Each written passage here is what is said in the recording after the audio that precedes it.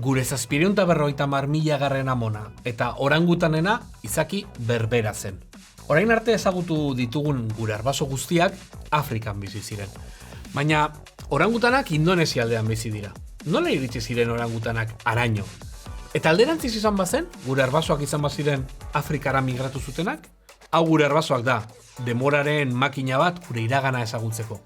Gaur denboran eta espazioan bidaiatuko dugu orangutanak ezagutzeko.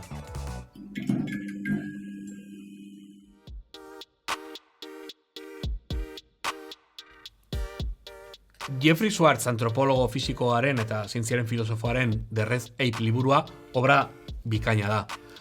Gure aideri gertukoenak txinpantzeak ez, baizik eta orangutanak direla proposatzen du. Argudio sorta izugarria emanez.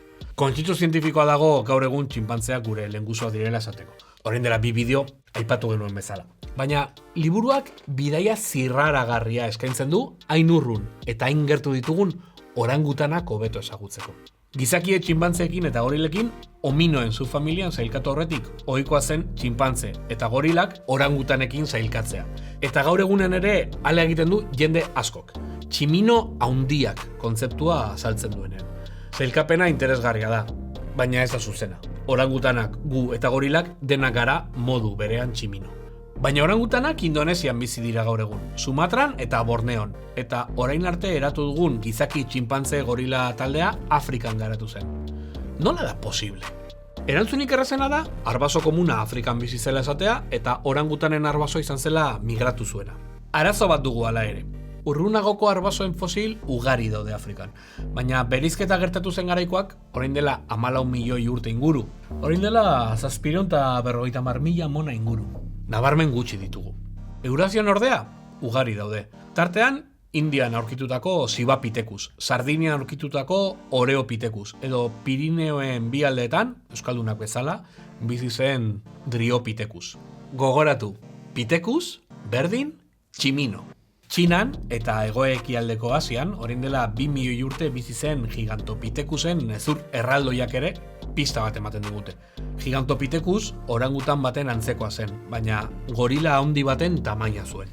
Kontinenteak etengabe mugitzen dira, eta lurrak ez du izan beti gaur egun hain ezaguna zaigun itxura. Orain dela 18 milioi urte inguru, Afrikako eta Arabiako plakek Eurasiarekin talka egin zuten. Lehen aldiz, zubi bateratuz 2 kontinenteen artean. Zubi horretatik igaro ziren hainbat animalia, adibidez, elefanteen arbasoak. Eurasian, garai horretan dagoen fosilen ugaritasuna ikusita, zientzialari batzuek proposatu dute, hominidoen arbasoak ere Afrikatik atera zirela, Asian garatu, sakabanatu eta ugaritu zirela, eta talde bat gerora itzuli zela berriro Afrikara. Eta hor bereizi zirela gorilen leinua lehenago eta txinpantzeena eta gizakiena ondoren. Ideia horrek asko errazten du azaltzea zergatik dauden orangutanak eta bere arbaso fosilak Asian eta oso fosil gutxi Afrikan. Eta nolakoa zen gizaki, txinpantze, gorila eta orangutan guztion 750.000 amona hura? Zaila da jakitea.